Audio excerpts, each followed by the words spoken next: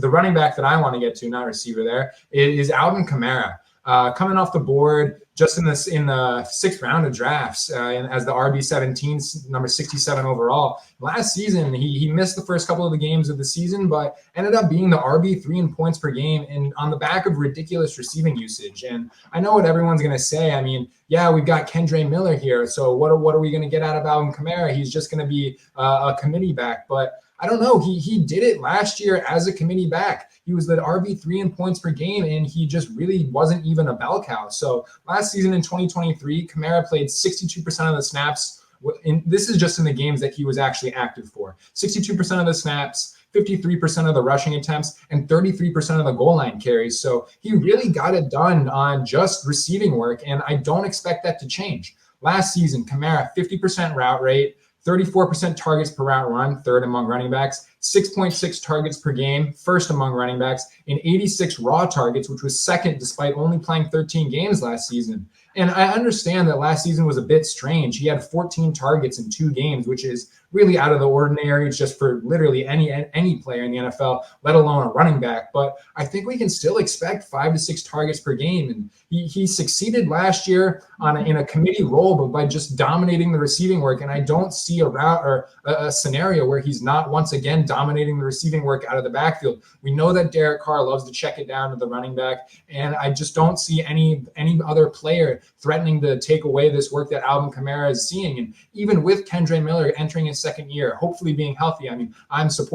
rooting for Kendre Miller to be able to be on the field more than he was last year, but I don't think his presence is going to take away from the role that Alvin Kamara will succeed in. We saw him succeed while only being on the field for 60% of the snaps last year. So I just don't see Kendre Miller coming in and making that significant of an impact. And well, let's take a look at the other receiving weapons that we've got in New Orleans. We've got Chris Olave, we've got Rashid Shaheed, and we've got A.T. Perry. And I don't really think A.T. Perry even counts. He was out there in a full-time role for the back half of the season, and he didn't even manage to earn 25 targets last year. He was playing 70% of the snaps, 80% of the snaps in a lot of these games in the back half of the season, and he was barely earning targets. A lot of those coming from chuck it down the field, I don't care, Jameis Winston. So he doesn't even count. But going back to Olave and Rashid Shaheed, Olave a 3.4 yard ADOT, Rashid Shaheed a 14.2 yard ADOT. Who's catching passes in the shallow and intermediate portions of the field? When it comes to the shallow portion of the field, I still think that's going to be Alvin Kamara. I don't think he's really got a challenger for that role. Yes, I think Jawan Johnson is going to be taking some of those shallow and intermediate receptions, but I think he's a good pick late in drafts, but I don't think he's going to be taking away from Alvin Kamara enough. I still think we're going to see 5 to 6 targets per game for Kamara like we've seen throughout his career. He's going to get some work at the goal line still. So I just don't, even with Kendre Miller coming back, I don't see a big change in the role for Alvin Kamara, and he was able to turn that role into RB3 in points per game last year. So at RB17, I know it might not be like the most sexy pick because he's getting a little older. He doesn't do everything out of the backfield, but he'll still get the receiving work. He'll still get some usage at the goal line, and we've seen what he's been able to do with this usage, and he's going 14 spots lower in terms of the RB running back market than he was last year in terms of his finish. So, I mean, I'm gobbling him up at this price.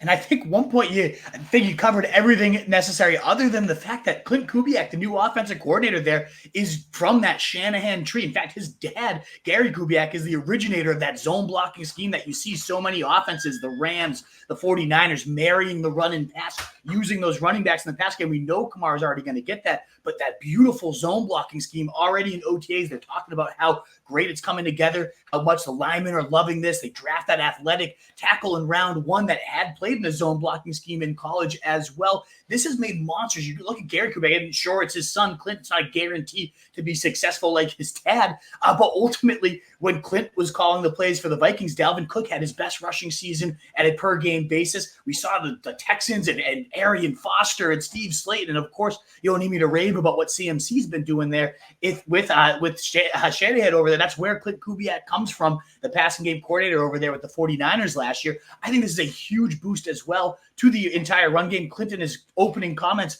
This offense is going to be based on the run. That's our foundation here, that zone scheme, just like, again, McVay, Shanahan, getting that going so they can get the play action, get the running backs out in space on screens. I think it's going to be a great system for Alvin Kamara as well. And it's clearly, again, running back 3 last year and maybe not even an ideal situation. The situation improves and now he's running back 17. I've definitely been taking a lot of Kamara. Plus, you stack him up with, let's say you start with Adams in round 2, a guy that we've both been targeting. Gets the Raiders in week 17. That game feels a little gross, yet also tons of ripe shootout potential. Derek Carr, that check down machine. All of it is phenomenal. I love it. Now, what is up, you fantasy wolf? Thanks so much for tuning in. If you haven't already, share your thoughts in the comments. Check out some more videos and join the newest Wolfpack by subscribing below.